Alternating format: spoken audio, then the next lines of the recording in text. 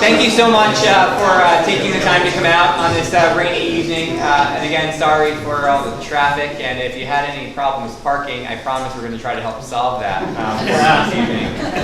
So my name is Steve Noble. I'm the mayor here in the city of Kingston. And this evening is a public information session about not only the Kingstonian project, but also some of our other downtown revitalization projects that we have underway here in the historic Stockade District. And so I'm going to start this evening by helping to set the stage to bring everyone to where we are today. And then I'm going to hand it over to Joe Benora here, who's going to introduce the development of the Kingstonian as well as the project team. And so going all the way back to 2008, there has been an interest in developing, or if you could say redeveloping, the former parking garage site, which prior to being a parking garage was, as many of you know, was a Montgomery Ward's. And this site has been a part of the Uptown community for a really long time. But over the course of 3 years, or 3 RFP experiences and 3 different mayors, the community time and time again felt the need to have more parking and more people living in this district and being able to park in this district to help support the vibrant economy that we know Uptown used to have and then has not had, and then I believe today has again. But in order to really support what is happening and what we're seeing happening, we do need to add additional amenities. And I do believe that the request for proposals that we put out to be able to attract the right firm and the right talent, to be able to marry both the public interest and the private interest together, I think is happening right here, right now, here in the Stockade District. And so, you know, with this project, we have been supported not only through the Common Council and the RFQ process, but also through the state. As many of you know, as part of the $10 million Downtown Revitalization Initiative, the Governor's Office has supported the concept of the Kingstonian. We've also been able to receive additional other grants to be able to help support this project, in particular the public amenities of this project. Another thing that I just want to mention is that we believe as a city that downtowns are the place that people want to live, work, and play. And you're going to see that theme resonate in tonight's presentation.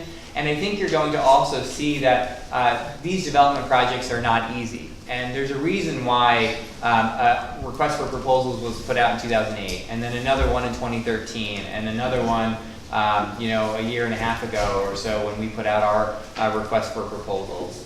Because the development world changes, and it changes really quickly. But what's really important to me is that no matter what development happens here in the Stockade District, is that it's one that meets the needs of this community, but one that also reflects the nature of our community in both its architecture, its feel, as well as being a welcoming and inviting place for everyone to visit when they come to our beautiful city. And so we hope that after today's presentation, you'll have a better sense of what the Kingstonian project is all about. When Joe and the team is done presenting about the Kingstonian, I'm going to then come back up and talk a little bit more about all of the rest of our Downtown Revitalization Initiative projects that we have ongoing, very briefly. And then if we have some time at the end, we can have a question and answer period as part of this process. And so with that said, I want to be able to introduce Joe Benora Jr. And Joe, I'm going to let you introduce everybody else. Thank you very much.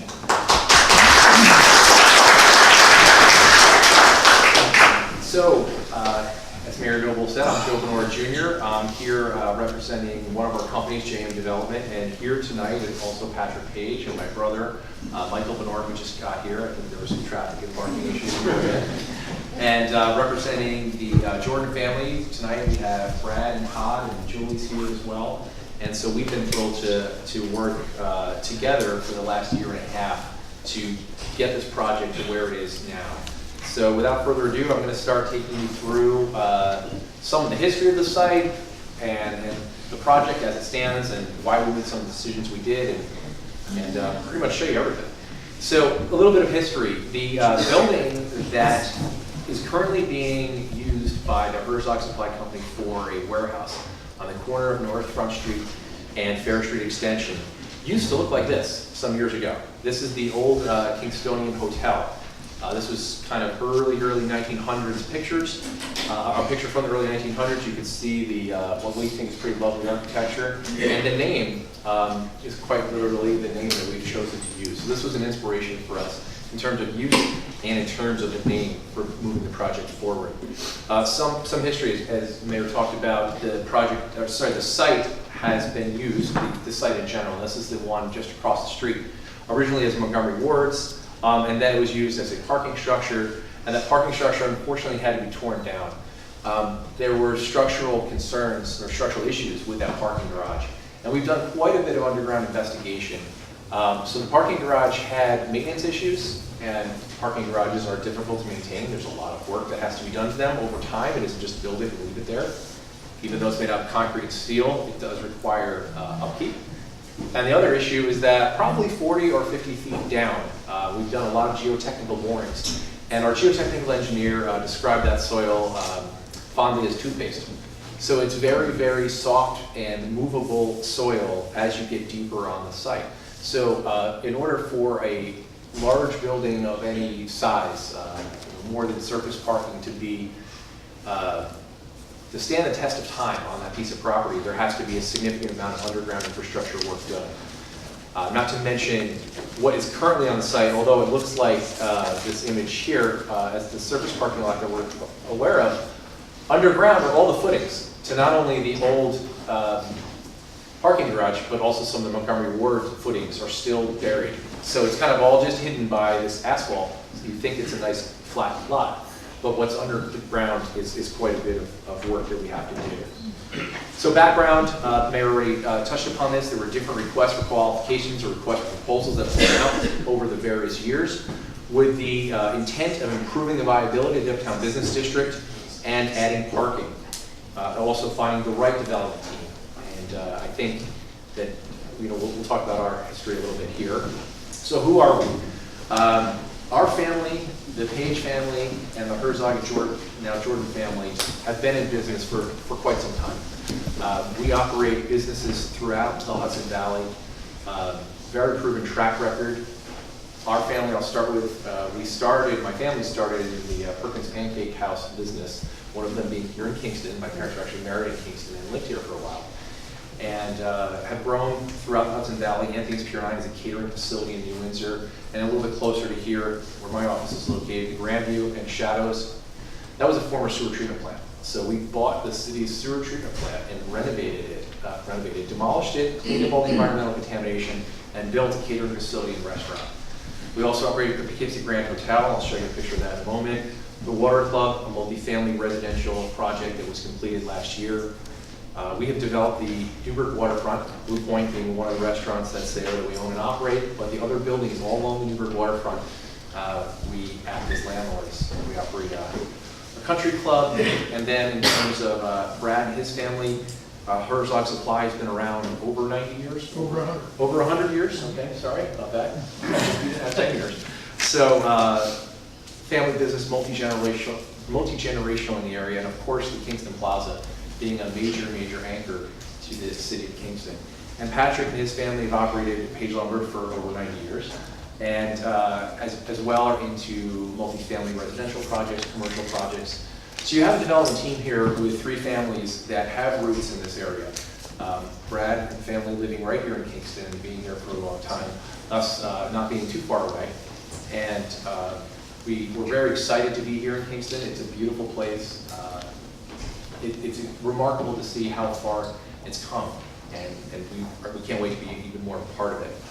It's a small relevant experience. This is a building we built in Poughkeepsie. It's called the Water Club. I show you this not because I think the architecture is anything like would fit here in Uptown Kingston, but to show you that we were able to build this project. We started in 2016, March 26th, and the first residents moved in November 15th of that same year. Wow. Yeah. So we built the first 56 apartments, which is approximately from here to here, and occupied them in 7 months. Then we finished to this point in the next month, and then we finished the remaining piece of the building, and we had the entire building ready for occupancy by January 15th of 2017. There's 136 apartments on top of a parking structure. So there's a parking garage underneath this building, 108 cars. This site's a little different, of course, than what we're talking about in Uptown Kingston, in that we were able to have surface parking as well. We learned a lot from this project. The target market for this building, empty nesters and young professionals, is the same target market we're looking for the residential units of the Kingstonian project. We're proud to say this building is completely full. We do not have a vacant apartment. We have a waiting list. And it made us feel good to know that if you build it and you build it right, they will come. So quality housing is an important component of our project. But not just the units, it's the overall experience and bring our hospitality background to a residential or a multi-use project. So it is the pool area, it is the dog park, it is the dog wash room. Our residents don't have children, they have pets. The pets are their children. So young professionals and empty nesters, dogs and cats, are their children, and they care for them like children. So we need to make sure we cater to our clientele, and that's very important. A gym, a conference room, a community center, package systems so that you can not have your package held hostage by Amazon because you work until after the office closes. All of these things are an important part of this building and are things that we built into the Kingstonian as well. The Poughkeepsie Grand Hotel. Why is that relevant? There's a hotel component to the Kingstonian project as well. We own and operate this hotel since 1994. We bought this hotel out of bankruptcy. It was a failed project. We recently bought not failed anymore, we've been operating it for over 20 years. And it's also relevant because there's a 225 car parking garage right in the middle of the hotel. We bought that from the city of Poughkeepsie, and we didn't want to buy it, but we had to buy it because, as is a common theme with parking garages, they're not often maintained well. They are money-losing ventures. They are expensive and difficult to keep up. And so a lot of municipalities, for lack of resources, not for wanting, but for lack of resources, can't maintain them to the highest standards. So the city put this thing up for sale, and we bought it because it was in the middle of our property. Downstairs there's banquet rooms, upstairs there's hotel rooms, and so we couldn't have some third party owning the parking. So we have experience operating, maintaining parking structures. The site today. So you all are from Kingston, or many of you are. You understand this area very well. So we have really 3 different parcels that we're talking about. If you want to get specific, this is the existing warehouse building. This piece of it is the old Kingstonian Hotel. And this piece back here is the current diner. So this is actually 2 different tax parcels, but we can think of this as one piece, which is currently owned by Brett's family. The other piece is the municipal-owned flat parking lot. This is a steep grade change. It's about a 27-foot grade difference from North Front Street to the lowest elevation on this parking lot. And so this is the site of the old parking garage and the old Montgomery Wards. What does it look like now? You can see this is the current building. The building has changed a lot over the years. Most of the windows have been bricked up. The front porch is gone, it's been bricked in.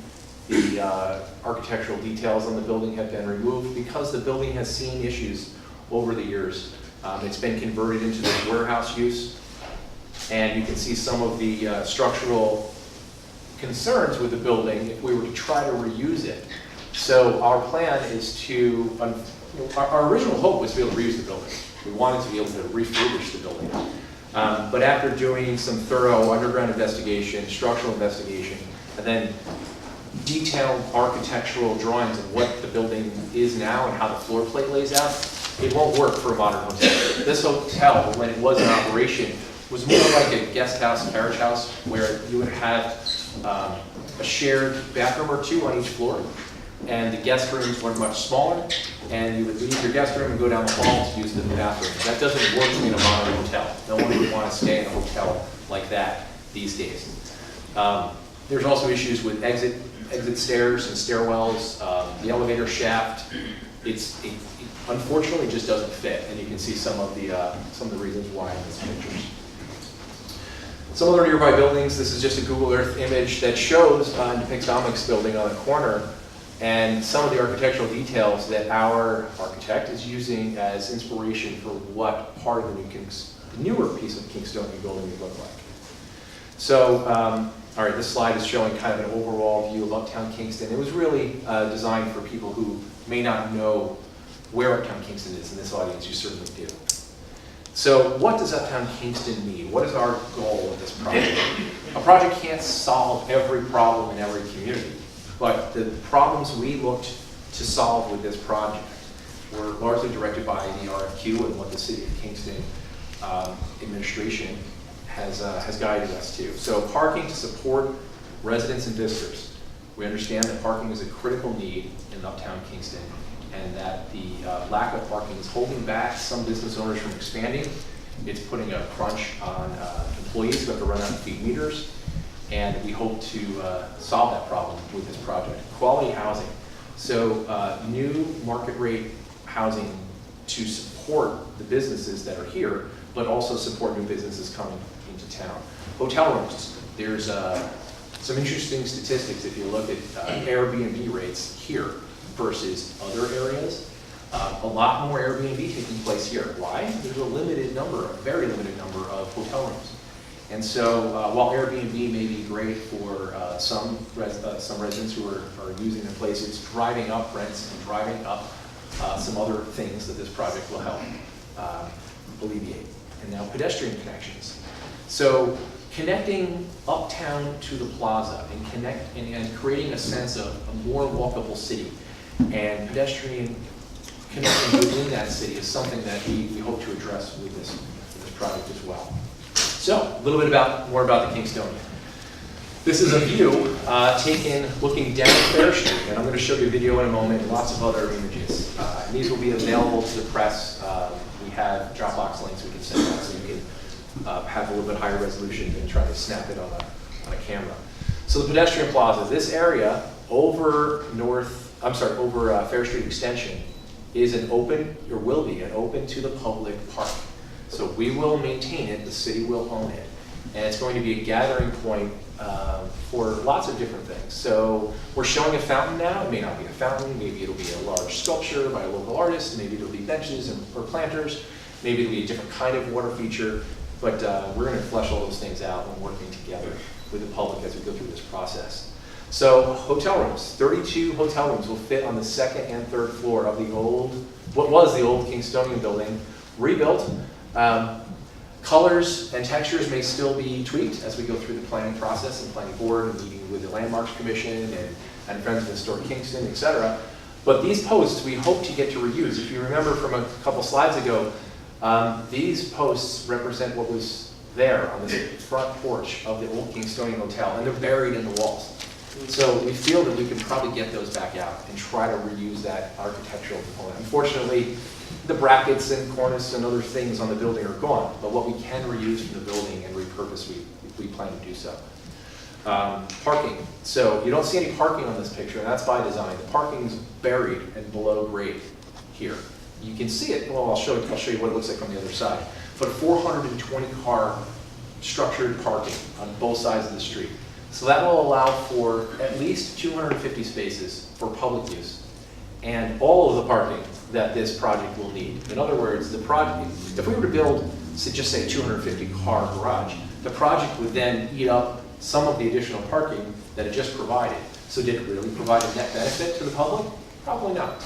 So building enough parking so that we can actually move the needle on the parking infrastructure issue was kind of paramount to designing this project.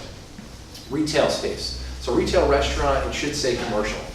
On the ground floor of the building, it doesn't make sense to have residential space, and it doesn't make sense to have hotel rooms. We want to stay on the ground floor right on North Front Street.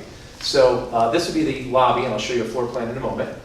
There would be a lobby bar lounge area over here. We see one cafe type use that would replace the diner. So the diner would go away, but that type of food service establishment could be out on the side of the pedestrian plaza over here. On this side, we hope to get an anchor tenant of a bank, some sort of professional tenant right on the corner, and that still leaves this space to be used for some other small retail or even tiny office type environment. Market rate apartments, 129 apartments. I'll go through the breakdown in a little bit, but they're mostly 1 and 2 bedrooms. Again, empty nesters and young professionals are looking for quality, but not necessarily huge spaces. So the project is mostly 1s and 2s with only 3 bedrooms. And then a walking bridge, which you can't see here, connecting Uptown to the plaza. I'll show you that in a moment. So at this, with no further ado, I'm going to show you a quick little video of what the building looks like. And I kind of narrated through some of it, but you're going to get to see it in a little bit more detail here.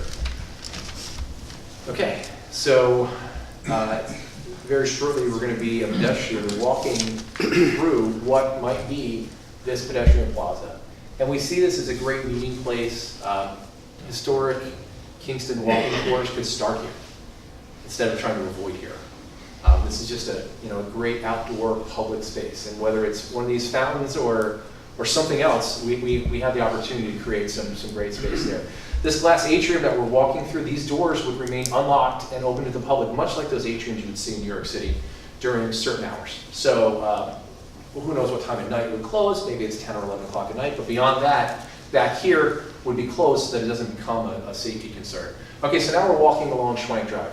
So what does it see? You can see here, the first level of parking is mostly buried under the ground with 3 levels of apartments. This is 12-unit urban liner building, so it's hiding the parking garage from view. This is Fair Street Extension, and that's the main entrance into and out of the parking garage. Here, just real quick, let me pause here, because I want to point this out. So this is showing another entrance into the parking garage from North Front Street.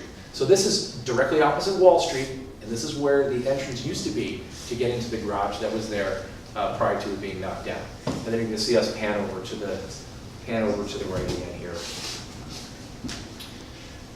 So at this iteration of the plan, we've continued the covered sidewalk approach, although it a different design than the pipe plan that currently exists. It's just a different design. And you can see the architectural elements that we talked about that we took from the building across the street. And then this covered porch is different because it's more in keeping with what was here historically, but it is definitely a covered sidewalk. Now you're seeing an area of the building that is our amenities deck, which is open to residents and hotel guests, hidden behind the building. Okay, so that is the quick video. And we're going to move on through some other presentations right now. Slideshow. Okay, so in this floor plan, the words are impossibly small to read, but you can follow the colors. So the pink area here, or peach, whatever color this would be, would hopefully become the bank tenant. This is the lobby of the hotel. This is the pedestrian plaza that's built out over what would be, or what is currently Fair Street Extension. So all of this space is basically city park. Not basically, it is city park, owned by the city. We're taking the job of maintaining it. And that is the glass atrium that would allow view through and down what is Fair Street now, but also access between the buildings. So the peach areas are all rentable. The lighter tan areas are circulation spaces. The blue areas are apartments behind. The gray is kind of back of the house, kitchen, storage, restrooms, that sort of thing. Okay, public parking. I already covered this, 420 spaces, approximately 250. Our goal is to have more available and open to the public. The parking structure, so this is showing one of the levels of the parking garage. This is actually level 3. There's 3 levels of parking. And it's showing the ramp down. This is the outline of the pool from above. We have to support the pool. The pool drops through the parking deck. So there's no parking spaces where the pool is. And this would be your entry to and from the parking structure. I have another PDF that shows it a little bit more clearly, but this works. Housing, we talked about 129 residential units. Current layout is 76 1-bedrooms, 52 bedrooms, and 3 3-bedroom units. So this is a view, you saw this in the video, of what the pedestrian bridge could look like. This would have an elevator and stairs to get you down. An alternative would be to go through the building. If you went back a couple slides here and you pop into this entry, right off of North Front Street, you could go down an elevator or downstairs and come out and walk across crosswalk. But if you wanted to stay at grade and walk directly through, you can get down to the plaza that way as well.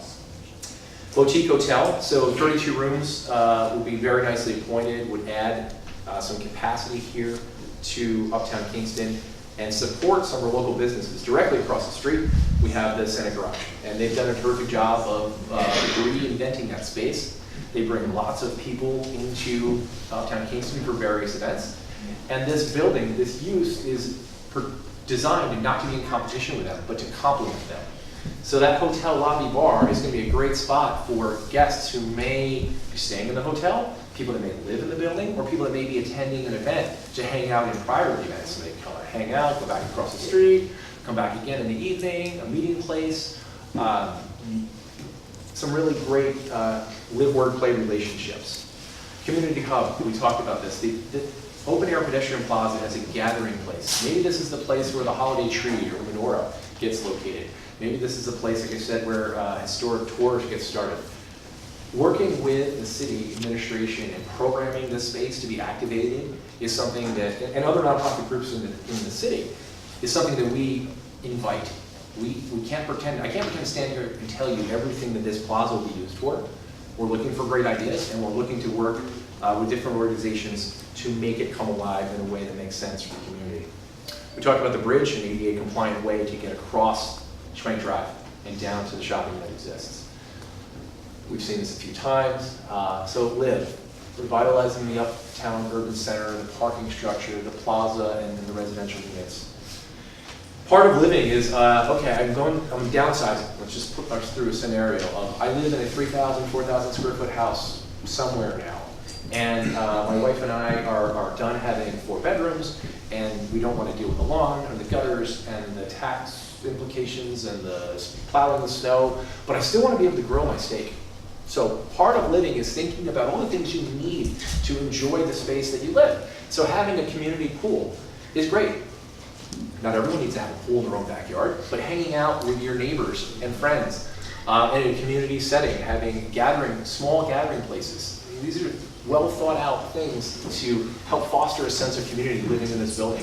And this space will be open to not only those who lived here, but also those who are visiting and staying in the hotel. So we have outdoor grills, seating, pool, etc. Working. So important to growing businesses is creating a really cool place to live. And we hear this time and time again from different business owners now. Gone are the days of, I am a business owner, I live here, therefore I will set up a company here and employees will flock to me.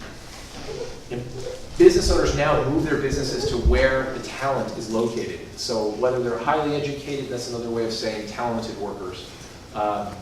They want to live in cool places and they want to do cool things. And Uptown is already pretty cool. But I think if we have some more quality housing and we have some more things for people to do, we'll attract even more people here, which will get more businesses going and improve the businesses that are here now. Tourism, so play. Uptown Kingston's got some amazing history and some great destinations already to visit. This helps that. By having 32 more rooms for people to stay, they don't have to stay up in the town of Ulster.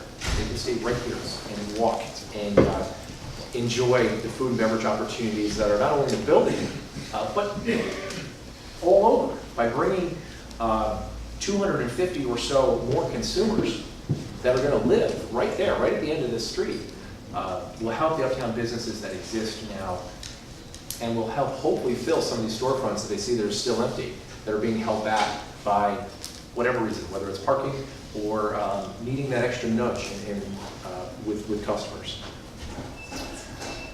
Why we've kind of gone over this. So economic benefits. This project is a job creator. We estimate approximately 63 full-time jobs will be created as part of the overall building. So it's not just about building a parking lot. I said it briefly before, parking garages in and of themselves are not a good business to be in, but when taken as a whole, this project, it's a job creator. So there'll be construction jobs during construction, and there'll be full-time jobs created as we move the project to completion. This is just a view that we kind of added earlier today to show you the scope of what the building is. So this is Fair Street, even though, pay attention, don't pay attention, there's two-way traffic depicted, it's not true. We know it's only one way. And this is Wall Street. And so you can see the entry into the parking garage, directly opposite Wall Street. You can see the size of the pedestrian plaza. This is the size of the park. And you can see the hotel versus the residential components behind it. Project budget, this is a big project. Big by our standards, I think big by Kingston standards. It's approximately a $52 million overall budget. There's, the next page will say a little bit more. Can you go back one? Yeah, well, Just one second. sure. Some of these things are not as accurate anymore because we moved some money around, but the parking structure in general is approximately $15 million worth of the building. And we have to do some more design and engineering before we can say exactly what everything costs. But for the purposes of CFA funding applications, that's the numbers we had broken out. What's important to note, of that $52 million, over $46 million of it is private money. That's money that our family is putting in, or we're borrowing and we're guaranteeing with our own signatures. So one of the reasons why Kingston was successful in receiving the DRI funding is that the state could see that there was a public and private partnership ready to go. And I say ready to go, we're not fully approved, but we were in the works. We are well on our way to having this project ready. And when the state sees that you have private investors willing to put their money up, and the city is willing to put up its time and money, then the state said, okay, of all the other municipalities out there competing, and believe me, there was a big competition. You should be very proud that Kingston won over other municipalities. We as a state believe in investing here. So of the $10 million that the city received in DRI funding, 3.8 of it are earmarked for public amenities related to this project. So those public amenities are going to pay for things like the pedestrian plaza, the walking bridge, and a lot of that underground infrastructure work, cleaning up what's left of the old parking garage that's buried beneath what's that city-owned property. Relocation of some of the utilities that are underground that are in the way. So that's where that money is going. It's going to the public infrastructure and public amenity portion of the project. Separately, Empire State Development awarded us $2 million because of the economic stimulus that this is going to provide. And Restore New York has awarded $1 million for rebuilding that historic building, which is the old Kingstonian Hotel. Notice none of that says here's money to build a parking garage. No one wants to pay for a parking garage. We found a creative public-private partnership way to get this parking garage paid for with public funding from the state, private funding from ourselves to make this project work. So with that, I'm going to allow the mayor to come back up. Invite the mayor to come back. I don't allow it.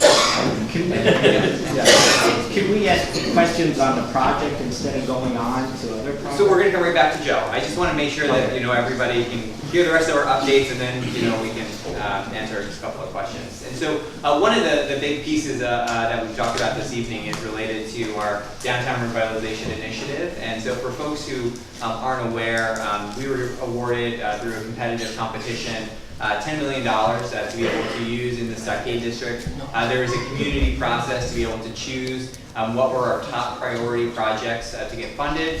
We sent a $15 million plan called our downtown reinvestment plan, and that plan was approved and funded to the tune of $9.7 million. That project, as Joe mentioned, the Kingstonian is one component of an overall strategy for the improvement of this business district. And so $3.8 million would go toward this project. But I also wanted to mention some of the other projects that I think are critical pieces of really being able to make a project like this actually work. And I'm just going to go through the other 5 components, or the other 500 projects briefly, so everyone can get a sense of how they fit together. One of them is a $2.5 million project to work to improve and renovate Dean Stadium. Dean Stadium has been a co-owned interest of the City of Kingston and the Kingston City School District for quite some time. And unfortunately, neither entity could really invest the time or money into the stadium to be able to make it what I believe it could be in the future. And so thankfully, we've got a really willing partners at the Kingston City School District who recognize this as an opportunity and who went out to the voters to say, would it be okay if the City of Kingston took on sole ownership of Deet Stadium so we could make some of these major improvements? The voters overwhelmingly approved that. I've been in conversations with the superintendent of Kingston City Schools, and we expect a resolution this year to be able to transfer Deet Stadium to the City of Kingston, to be able to take this $2.5+ million project and really make, as we talked about play, to really make Deet Stadium what we think it can be, not only for our youth in our community, but also for the public and for some new innovative ideas to be brought to the stadium. So we're really excited about that project, but we're working with the school district and we're currently in contract negotiations with the state of New York to be able to lay out what our work plan is, which will include design, engineering, and then building. Not only a revamped Deet Stadium, but also an enhanced Andretta pool, which will be another critical component of the park. Another piece that leads out of Deet Stadium down to this proposed project location is Schwenk Drive. It's a relatively large street. It's 2 lanes going in each direction. It was relatively overbuilt, and our consultants worked with us to be able to help re-envision what the entrance to the Stockade District could look like by improving and renovating Schwenk Drive, potentially providing some more pedestrian and bicyclist access, better access to Kingston Plaza, but also be able to create a more of a Kingston type feel, where right now we often have drivers going very high speeds, and it makes it very challenging to maneuver in and out of the businesses along Schwenk Drive. And so we received over almost $1 million to be able to completely take a whole brand new look at Schwenk Drive and to be able to really renovate the street. Over $1 million were given to improve traffic intersections in and around the Uptown area. One of them being at the corner of Clinton and Albany Ave. That intersection has been the bane of so many people's existence for all too long. And so with over $1 million to renovate both that intersection as well as the intersection going down Westbrook Lane, to really be able to make traffic flow in and out of the business district for both residents and visitors so much easier. And so we're excited to be able to research these concerns and implement common sense solutions to be able to improve the mobility of both cars and pedestrians in the business district. But we also wanted to make sure that not only our transportation network was in place, we also wanted to make sure that we could do some historic preservation work in the Stockade District. And so just under $500,000 was granted to the Friends of Historic Kingston with their partners at RUPCO to be able to renovate the Louvre Bogdars, did I say it right? Probably not. Bogardus House at what eloquently known as kind of Frog Alley. And so we will be able to keep those ruins and renovate them into a real-time preservation experience where folks will be able to see firsthand how these buildings were built, be able to literally, hopefully someday, walk into the building again and be able to have a sense of what it was like to live here in the 1600s and 1700s. So that's a great project for the historic components of our city, as well as being able to help the brick and mortar businesses, many who have operated here for a very long time and still struggle to be able to make ends meet. And so with $600,000, our Office of Economic and Community Development is working to create a new loan and grant program to be able to help support businesses, do not only building facade work, but also to be able to help them expand their business and be able to provide seed money for those types of initiatives. And so we believe that, with all of those projects coming together, we're able to create what we think is going to be an opportunity that this district has never seen before. And we would like to capitalize on that and leverage that $10 million as much as we can, because we think that, in this case, the rising tide here in Uptown is literally going to raise all boats in Kingston, because we're going to create more jobs, we're going to create new opportunity, we're going to be able to allow people to move around our city much better. It's going to be more beautiful, and we're going to do it not just by ourselves, but by working with the right partners. And so with that, I wanted to just give you that update and let you know that for each of those projects, we are working with the state of New York right now as we speak, in going through the work plans and the detailed contracts. And so in 2019, almost all of those projects will be in design, and some of them may even be able to get to the construction phase, depending on how much we can get done next year and how long it takes the state to get these contracts back. So one of the things that we wanted to be able to leave a little bit of time for today is some questions. Before I take your questions, a couple of things I just wanted to talk about in terms of process. So today was the real first opportunity for us to have a public information session. The development team has yet to submit an application to the planning board.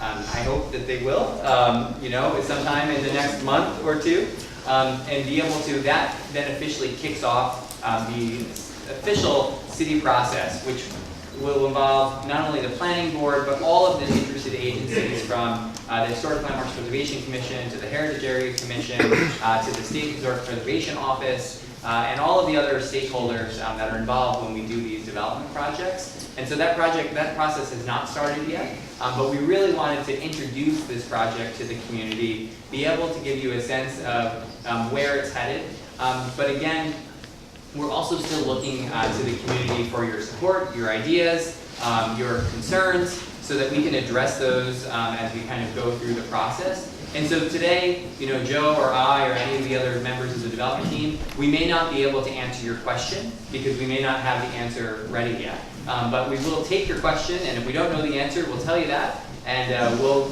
again, be keeping a website available both on the city page, and the private developers are going to be working on putting up their own page that will be able to not only have frequently asked questions, but be able to provide all of the information that you saw today, as well as the video and other fact sheets. And we're just going to keep an ongoing list. And when it gets to the planning board process, the planning board will also keep their official planning board process on the website, and all of the official documents, and as they go through their official process. And so with that said, we're going to take a couple of questions here. And Yes. Joe and your brothers, welcome to the neighborhood. I'm Robert Storm Photo. That would be the building on the left side right there. Okay, great. Looking right across at you guys. So, Over here? Yep. Okay. Welcome to the neighborhood. Just a question, how long do you think the project would take? Sure. You built the other buildings, so just how long would it take, and what hours are acceptable for construction? Sure. You don't work through the night? No. Or, No. what? Great question. So, how long will it take? So, I believe the construction period, once we begin, is approximately 18 months. Okay. This is more complicated because we have to do the underground work. We have to do demolition of I'm pointing out, but what is existing here now. We have to relocate some utilities. The building we built in Kingston, we had already done all of that work in the cleanup process. So we prepped for construction when we did the environmental cleanup. Here we have to do the prep for construction and then construction at the same time. So depending on if we hit 2 winters or not, 18 months. Now our goal, we would love to, if possible, if we can make it through the approval process in time, start construction next year. It may, a year from now or so, but we'd love to start construction next year. That would be great. And if we're able to start next fall, or then I think we'd be done in 18 months. We'd only And it starts in the morning? Correct. Well, so time frame. Typical construction workday is usually 7 in the morning until 3:30 p.m. Sometimes it goes a little later, but it depends on. We're going to be very sensitive to our neighbors. Now, luckily, by having a great partnership with the Herzog family, a lot of the staging of construction materials and parking for construction guys is all going to take place out of the plaza. So.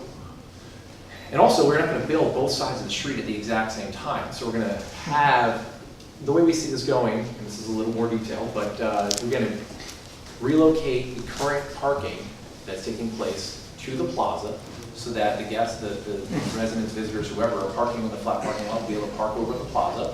We're going to use the current parking lot for staging as we do demolition and construction across the street. And then as the building comes up, we can use the inside the building for work. Now sidewalks are going to have to be covered with scaffolding and to allow access. We do not want to close down the roads or the sidewalks at all, if possible. But whatever we have to do, we're going to minimize. Is that parking going to be free down in the plaza? In the interim period, it will be free down the plaza. Okay. And have you talked to the mayor about a larger police presence uptown due to, more population coming in and so forth? To give an example, Saturday night, there were 5 police cars uptown, and there was like a mini major event right outside my building. So, there has to be, an awareness there of the neighborhood. Sure. So what we found when we build in other areas is that if you have people living here, this is not just bringing people here to get unruly. If once they live here, they are part of the neighborhood, they become part of the neighborhood watch. So they actually become part of the solution, not part of the problem. I'm talking about 129 units. These people that live here are literally, they're looking out over uptown and they're helping the police and working together. Well, you have eyes on we have that now, but it doesn't seem to be working that well. Well, we're going to work together on that one, I guess. I don't have the definite answer of right. Okay. Thank you. All the way in the back. Cool. Yes, sir. Jake Stahl, Hudson Valley LGBT Center. I'm so glad to have you all here presenting and welcome. One of the major issues that folks in the LGBTQ community face in the Hudson Valley is poverty and housing instability, right? About 30% of the LGBTQ community in the Hudson Valley live at or below the 200% of the poverty level. So my question is, I saw quickly on the slide about maintaining affordable housing at market rate. So I was just wondering what market rate is for a lot of those, if there's a percentage that will be kind of set aside to make sure that folks that, I think the median rent right now in Ulster County is like just over $1,000. So I'm wondering how that compares and how you're going to maintain affordability for folks. Sure. So we're looking into this issue. Now, basically, when we say market rent, there's not what we would consider an affordable percentage of the building, but we hope to keep rents as low as we can and still make the project work. The problems that we're trying to solve with this project were, number one, parking. It wasn't affordable housing. So we have to take the rents from we have to take what's left over. So when you build an apartment, you receive rent, you have to pay the operating expenses, you have to pay the mortgage, you have to pay all the other costs. And what's left over goes to help pay for the parking garage. So for this project, the goal isn't to keep the rents as low as possible because we need to pay for the parking infrastructure. The alternative, if we talk about different project alternatives, one project alternative is leave it the way it is. Pride continues to operate the warehouse, taxes are paid as they're paid now, the city gets no new parking lot. Okay, we understand that one. The next alternative, which is I think why we're here, is the city goes out and bonds to build a $15 million plus parking garage, which would cost the city residents somewhere around $700,000 or $800,000 a year, and it would equate to a property tax increase of several percent. A lot. A lot. The other alternative is to rob for Peter to pay Paul, so to speak, and to take the rent from these market rate units so that we have created this public-private partnership.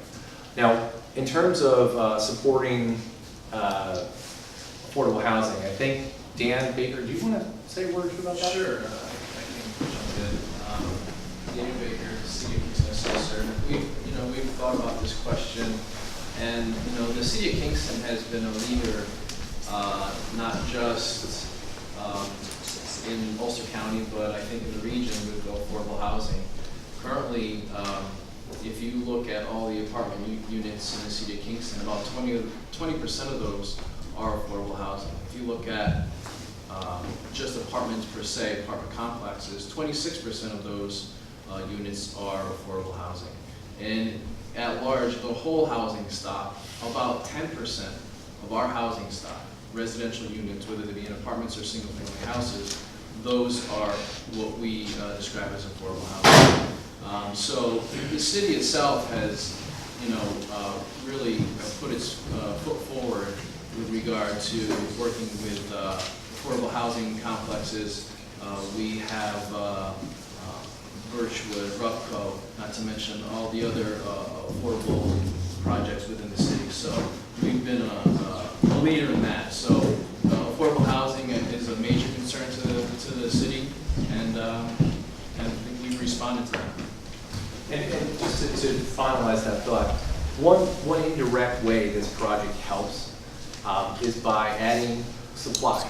So rents are driven by supply and demand. And so as supply increases, the cost for other units that may exist and the availability of those units within the city and the surrounding areas will grow as well.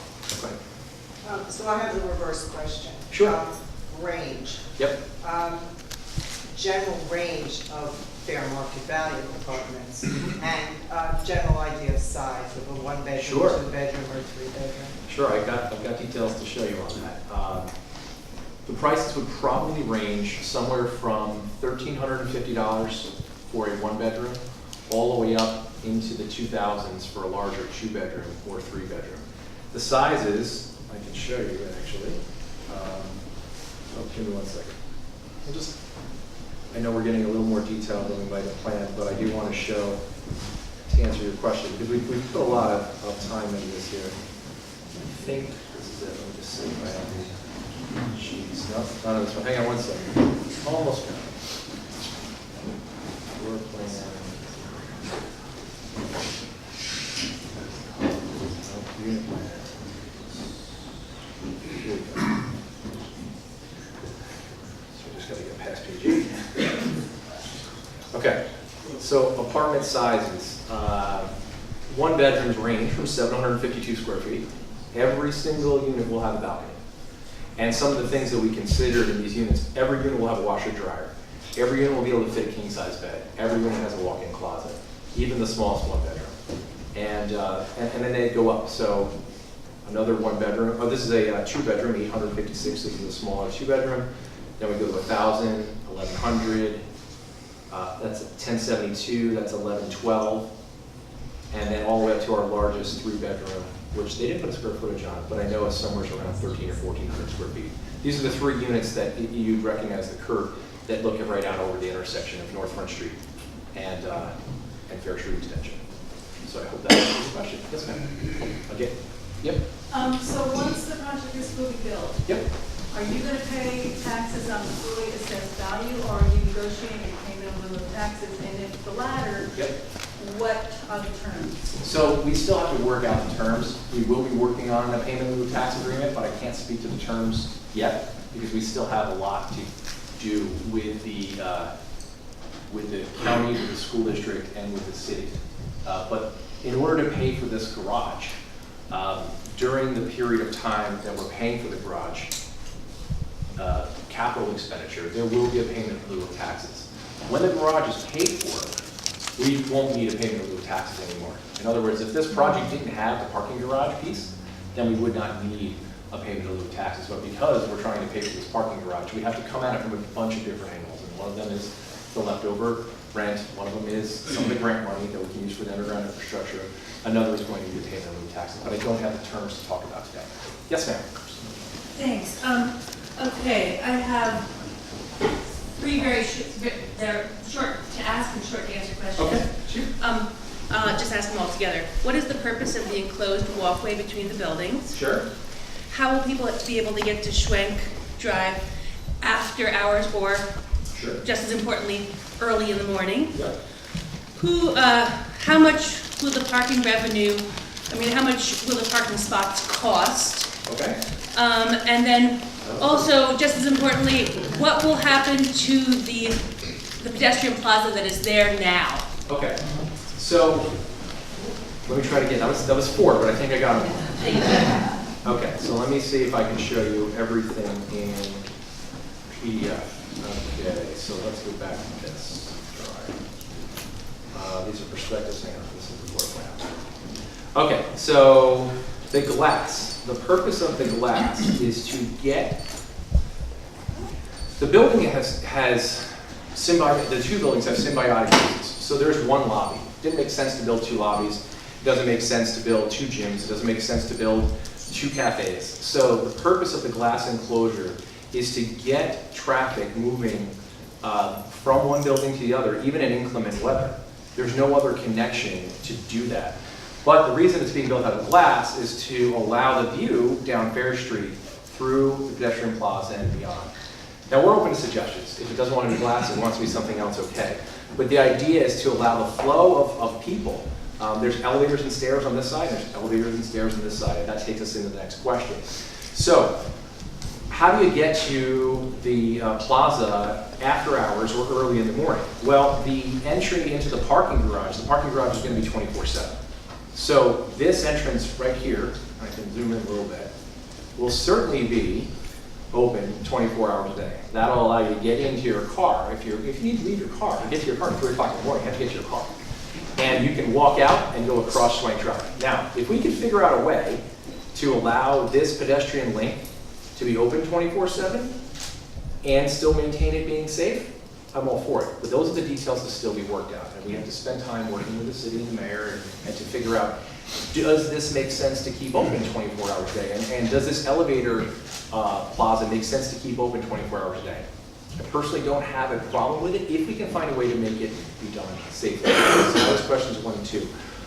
Pedestrian plaza that's there now becomes this building. So its uses become relocated and expanded upon into this pedestrian plaza.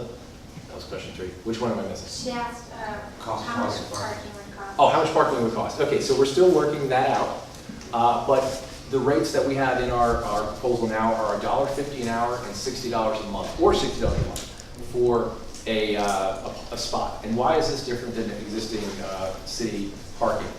This is indoor, heated, enclosed parking with a dedicated space. So if you rent a current permit, if you buy a permit right now from the city of Kingston, I think there are more permits sold, especially combined with hourly parkers, than spaces exist. So if you show up the wrong time and you go to a city-owned lot, unfortunately, there may be the case where you don't get a spot. Here, if you rent a spot, you have a spot. And we need all of those revenue sources in order to pay for this garage. It is expensive.